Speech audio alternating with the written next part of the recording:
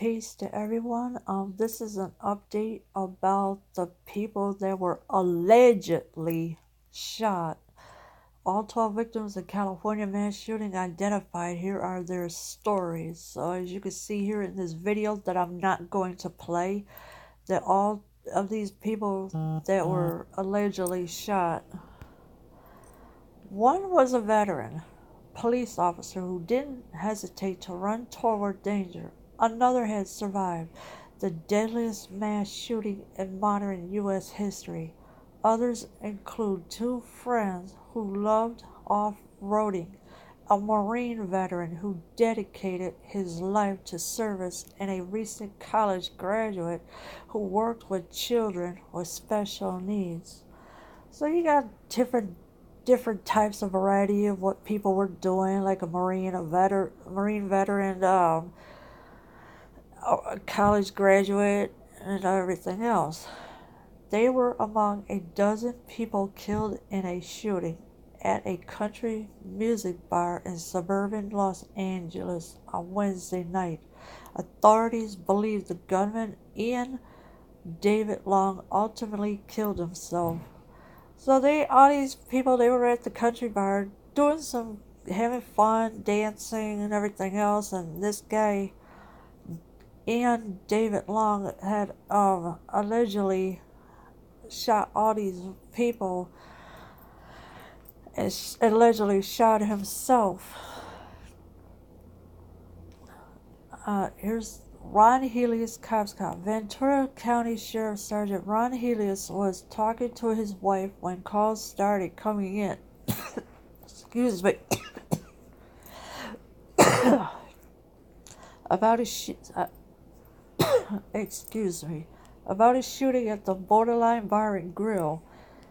Hey, I got to go handle a call. I love you.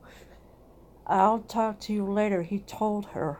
According to Sheriff Dean. So, Ron Helius had talked to his wife on the phone for the last time, and then she never heard from him again. It was the last time she would talk to her husband. Helius rushed toward the shooting and immediately exchanged fire with the gunman. Dean said Helius was hit multiple times, so Ron Helius was hit multiple times, and the bullets were flying everywhere, allegedly, and everything else. Sergeant Eric Buschow, who said Helius was a friend, described him as a cop's cop. So Ron Helius was a cop's cop, and he had a friend named Eric Buschow.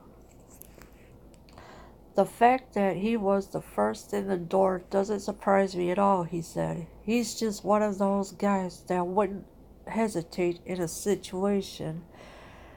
Helius took up fly fishing a few years ago and loved pursuing the hobby in the Sierra Nevada mountains with his grown son, Buschow said. He was just a great guy, a gentle soul. Buschow said, patient, calm, no matter what. When you call 911, he's one of the guys you want showing up. So he had fun doing the fly fishing. He started it, and that he wanted something else to do besides being a cop all day long. So he took up fly fishing. Helius was on the SWAT team for much of his career and worked in narcotics and investigations, he said. So Ron Helius was pretty much on the SWAT team along with other officers that are in narcotics. If you were a victim of a crime, you want him investigating the case, Buschow said. He would go to the ends of the earth to find a suspect. Dean choked back tears talking about Helius and called him a hero. He went in there to save people and paid the ultimate price, he said. Yeah, Ron Helius, yes, he went into the bar, the Borderline bar, and he risked his life to save others, but others weren't that lucky. Cody Kaufman, haha, the big brother that my kids need. Cody Kaufman, who had just turned 22, was talking with Army recruiters and preparing to fulfill his dream of serving his country. Father Jason Kaufman said, weeping. Cody adored his siblings, three brothers, between ages 6 and 9, and he couldn't wait for the birth of a sister due on November 29th, his father said. So Cody had a baby sister that was going to be born this month on the 29th, but instead he ended up being killed along with other people as well. Cody was the big brother that my kids need, he said. He was so excited to have his first sister, and now she'll never know. He trailed off, sobbing, then said, "Oh, Cody, I love you, son." So his father was pretty much upset about what happened, and it was just a sad shame that it happened. Jason Kaufman said his son was passionate about baseball, serving as an umpire for a little league, and they fished together. So the father and son, yes, they went fishing together. Um, his son Cody was an umpire for the little league game. That poor boy will come with me whether he liked it or not, he said. That's the kind of stuff I am truly going to miss. Jason Kaufman said he last spoke to his son Wednesday night before Cody headed to the bar. The first thing I said was, "Please don't drink and drive," he said. The last thing I said was, "Son, I love you." So Jason told his son Cody, "Don't drink and drive because we all know how dangerous it is. And it's never a good idea to drink and drive because it's bad for you." And the last thing his father told his son is that, "I love you."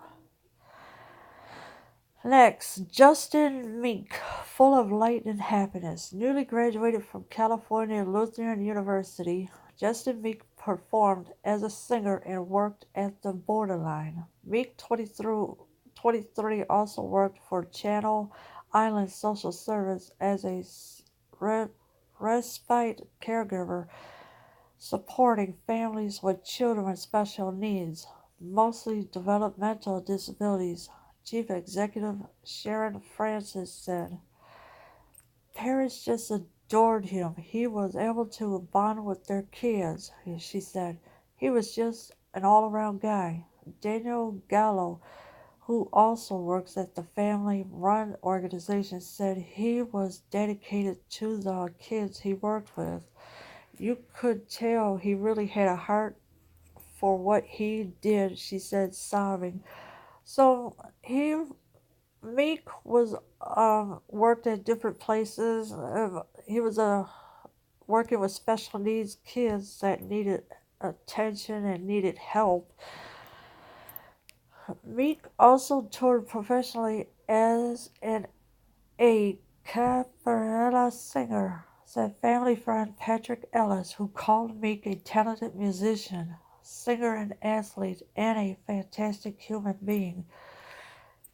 "He was a hero every day of his life," Ellis said. "It was just always positive energy. Anything he could do for you, he was just there."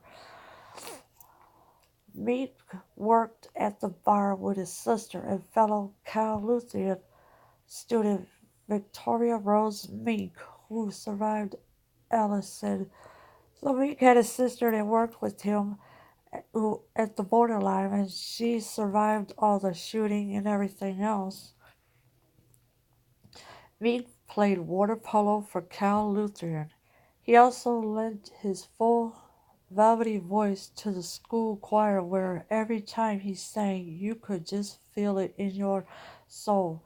Recalled the choir member Rachel Conan, or however to say it, 20. "He cared so much about his craft and just cared so much about other people," she said. "He was just full of light and happiness."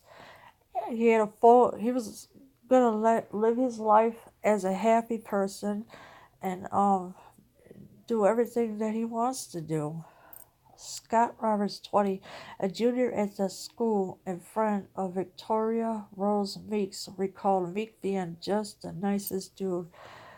So Meek was a nice dude, and he was gonna keep going on with his life and that, but instead, unfortunately, it was cut short. Next, Elena Housley, an incredible young woman. Elena Housley was just 18, a promising student at Pepperdine University with plans to study law, her family said. Adam Housley, former Fox News correspondent, and Tamara Maurer Housley, an actress known for the 1990s TV series Sister Sister, said their niece was said their niece was killed at the bar where she had gone line dancing with friends. So this actress was worried about her friend, who, or her husband's niece, who was allegedly killed. Elena was an incredible young woman with so much life ahead of her, and we are devastated that her life was cut short in this manner, the couple said in a statement. Elena was bright, popular, and well loved, a student who had a 4.5 grade point average since junior high school and earned college scholarships, said her grandfather, Art Housley. She played soccer and tennis all through high school, who studied piano and violin and sang, he said. She's a really good kid, he said, fighting tears. Everybody loves her. So Elena had this multi-talent of everything that she wanted. She was doing. She was playing soccer. She was a musician. They played different instruments. Next, Noelle Sparks, all around good girl. Noelle Sparks, a 21-year-old college student, loved going to the Borderline Bar and Grill. So friends and family were not surprised when she posted a photo of herself dancing there Wednesday night. Her aunt Patricia Sparks of Morristown, Tennessee, told the Associated Press that the family was in shock. Well, as soon as they got word, everybody went into shock. Her grandmother had totally went into shock after hearing about her granddaughter being killed. She described her niece, oh, okay, I'm sorry, it's her niece then, as an all around good girl. She was the kind of girl that if you had friends, you want them to marry her. Sparks, who was majoring in art at nearby Moorpark College, often went to Borderline with friends and her mom, going there for Halloween and her 21st birthday in August. So she was going to celebrate her birthday and go for Halloween and to be whatever she wanted to be. When friend Jackie Jones heard about the shooting, she jumped into her car and headed to the bar, determined to find Sparks. She would do that for me, Jones said. Well, yeah, it's kind of scary that you got to go around looking for people and wondering where they are, wonder if they gonna be okay or if they're not gonna be okay. The two met through church 2 years ago and became fast friends. Sparks worked part-time at Calvary Community Church in Westlake Village, helping with children's programs. The Reverend Sean Thornton said, she loved kids. We had a lot of parents show up today to say, she made my child feel important and that they mattered, Thornton said. So she was having fun working with kids and everything she could do for them. Next, Sean Alder, a very, very big personality. Sean Alder, 48, was a security guard at Borderline who would stay late to ensure people could get home safely, said Debbie Allen, a longtime friend. The married father of two boys died doing what he was passionate about, protecting people, Allen said. So Debbie Allen was describing how he was and why he did what he did. He was a very, very big personality and had a very, very gorgeous smile, she said, adding that he had once considered becoming a police officer. Yeah, he had big plans becoming a police officer because, bouncers, they really don't pay that much at a bar, so you know how that goes. His other passion, she said, was coffee. Alder recently opened his own coffee shop, Ivory Roasters in Simi Valley, said Phil Englander, another lifetime friend. Or yes, these two were longtime friends, and was gonna they were gonna battle over who has the best coffee. He was just the most passionate person about coffee you would ever want to meet, Englander said. Alder joked about being a coffee dealer and spoke energetically using his hands. But he was just joking around about being a coffee dealer. It is kind of funny in a way, but not really that funny. He always had that energetic personality. He said he's just such a warm and friendly and passionate person about everything in his life. Englander said he stopped by the coffee shop Wednesday to visit Alder. We talked about family and reminisced about an old friend of ours we haven't seen in years, she said. So they talk about old times and he loves stopping by the coffee shop and everything.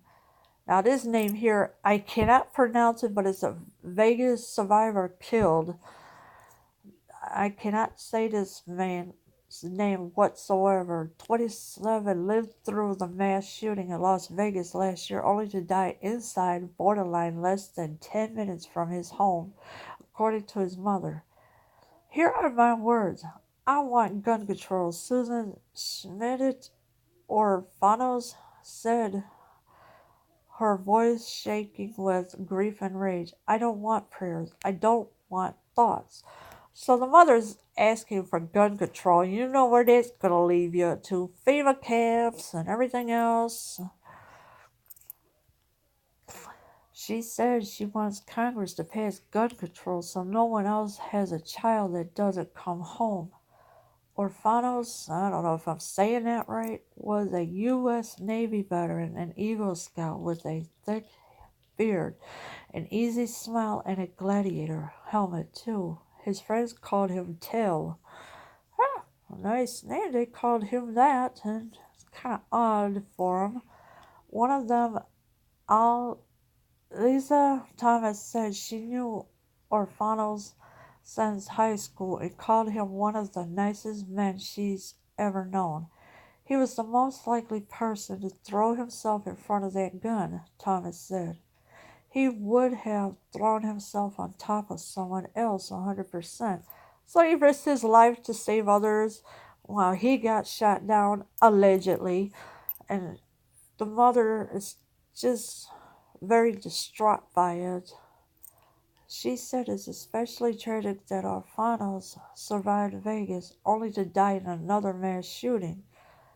He survived Vegas where a lot more people died than this. It's just unreal, Thomas said. It's not fair. So allegedly, Alfanos had died in Las Vegas this time, or not in Las Vegas, and over the Borderline Bar and Grill, and where all the alleged bullets were flying. Next, Daniel M. I might as well just put it that way. Daniel M., a saint. Daniel M., 33, dedicated his life to service as a hospital volunteer, U.S. Marine, and manager of an organization that helps with veterans adjust after leaving the military. So he was adjusting everything that he could do, help the Marines give themselves help what they need. He was a radio operator with the 2nd Combat Engineer Battalion, 2nd Marine Division based at Camp Lejeune. I don't know how to say that, but it's in North Carolina. And he deployed to Afghanistan in 2007 with the 26th Marine Expeditionary Unit, the Orange County Register reported. After the military, M began volunteering with Team Red, White, and Blue, an organization that works to help veterans avoid isolation by connecting them to their community. He was named a regional program manager last month. So he just got promoted to being a program manager, and he was helping the veterans for the help they need so they don't get isolated. What help do they need? The best way I can describe him as a saint. He truly believed in service. Friend and business partner Tim O'Brien told the newspaper, Dan was the guy you could rely on. If you ran out of gas in the middle of the night, he would help you out if something bad happened. He was there, dedicated, loyal. So yes, he was totally loyal. If you need help with gas, he'll come out there in a heartbeat just to help you with gas in your car. The two high school friends were preparing to open a veteran-oriented brewery called Old Briquet. I don't know, a combination of their last names. Oh, so they was gonna open a brewery. M also volunteered at a hospital helping the homeless and at a local church. Dan's life was dedicated to serving others. During his military career and beyond, Team Red, White, and Blue Executive Director John Pinter said on the organization's website, "We offer our deepest condolences to the M family." And like I said, these with weird names like that, I really can't say them. So, but John Pinter said that he sends his deepest sympathy for the family. Next, Blake Digman. His laughter and smile were so special. Blake Digman was passionate about working on cars and motorcycles, challenging himself to make repairs on anything mechanical, even if it wasn't exactly sure how to do it. Mother Lori Digman said the 21-year-old always had a smile on his face and grease under his fingernails, she said. Yeah, he was working. Yeah, so Lori's son was working on motorcycles, always grease, and you know how that's terrible to have grease under your fingernails. But you could always use lava soap after that. Blake was working in the electrical field and was excited about getting a new job, his mother said. His large group of friends went off roading in the desert and mountains, where Blake and his friend Jake Dunham, who also was killed at the borderline, always in the center of fun. So yes, they had Jake and Blake and a lot of fun. They were doing what they want to do. Nobody was really telling them what to do or anything. Um, Blake had a zest and joy for living life to the fullest. Laurie Digman said in an email, "No gathering was complete without Blake. His laughter and smile were so special whenever you talked to him. He was genuinely interested in you." She said he was confident, talented, caring, and had a huge heart. So her son had a one big, huge heart for everything. Like he was talented and caring. On Instagram, brother Aiden Digman wrote that my amazing brother was taken down by the shooter and that his life had been cut forever changed. Words cannot describe the pain I am feeling, he wrote, adding, Blake, I love you so much, and I miss you more than you can imagine. So Aiden, his brother, have wrote something on Instagram, and because he misses his brother so much. Next, Jake Dunham, Gusty off-roader. Jake Dunham, 21, was known for driving his truck hard. He was a regular at rides in the desert and at group bonfires made from igniting vehicles and old dirt bikes, according to a friend. So a friend, alleged friend, saying that he worked on vehicles, he done bonfires, and he's igniting the vehicles. He always tried to convince people to let him drive their car. Everyone knew it was a bad idea, but sometimes they do it. Michael Morris told the Los Angeles Times, laughing. So they was having fun, joking, laughing, but they knew it was a bad idea for him to drive their car, but they did it anyways. Dunham was at the bar with his friend and fellow off-roader Digman, who also was killed. Eliza Thomas told the Associated Press that Dunham and Digman were her friends and grew up in a tight-knit group of young men with her young brother Emmett. They were the nicest, most respectful, selfless men I ever met, she said. So yes, the two grew up together, or they might have all grew up together.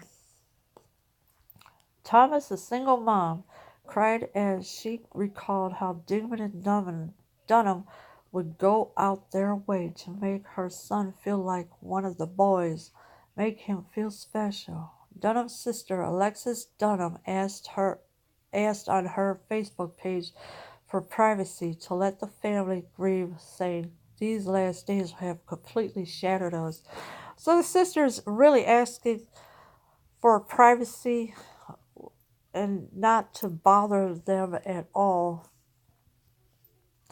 Next, Christina M., energetic and thoughtful. Christina M. worked at the front desk of Borderline and had just bought her first car, a 2017 Jeep Ren, I don't know how to say that, with the money she had saved, her father said. Michael M. told the Los Angeles Times that his energetic and talkative 20-year-old daughter had just returned from a trip in Austin, Texas, and he hugged her, relieved she was back home, safe in Simi Valley. Christina gave her mother a coin purse she bought for her on the trip before heading to work Wednesday. So, Christina gave her mom some money, a little bit of money, or coin purse, I should say, and she was happy with that. We'd rather just curl up in a ball and turn off the lights where there are other people out there and that are hurting too, Michael M. told the newspaper as he held his wife's hand. He could either retreat and draw our curtains, or we could talk about the beauty of the things that were. So they had a lot of conversations about different things. He said Christina, the youngest of the three children, was a thoughtful friend who always helped others. She enjoyed hiking and drawing and was considering applying for an animal training program in Austin. Also, she was applying for that to help the animals, or animal training, to train the animals like to sit, speak, bark, or whatever you want them to do. We didn't want her life to end, but we don't want her memories now to end either. Mother Martha M. told the newspaper, We'll probably always have a hard time dealing with it. So her mother is allegedly gonna go through hard times with everything. Marky Meza Jr., loving and wonderful young man, haha. Marky Meza, I don't know if that's how you say it, Jr., who was less than 2 weeks from his 21st birthday, was working as a busboy and food runner at the bar when he was killed. So his birthday would have been coming this week or so. And he was working as a busboy. He did food runs and everything else. Marky was a loving and wonderful young man who was full of life and ambition. The Meza family said in a statement provided to Santa Barbara TV station KEYT, his family is devastated by his loss. Meza grew up in the Santa Barbara area and had worked in the service industry since he was a teen. So he did just about everything you could think of. He was being a busboy, he's a food runner, now he's doing something else. He wants to become a manager. Sean Botuju, I don't know how to say that, said Meza worked full time at the Sandpiper in housekeeping and would come to work on a hoverboard. He was extremely nice, B told the Associated Press. He obviously worked well with the rest of the staff. So he has worked with other staff members and doing what he wants to do, being a housekeeping, and but unfortunately his life was cut short too, allegedly, and we don't know how that turns out. I'm out.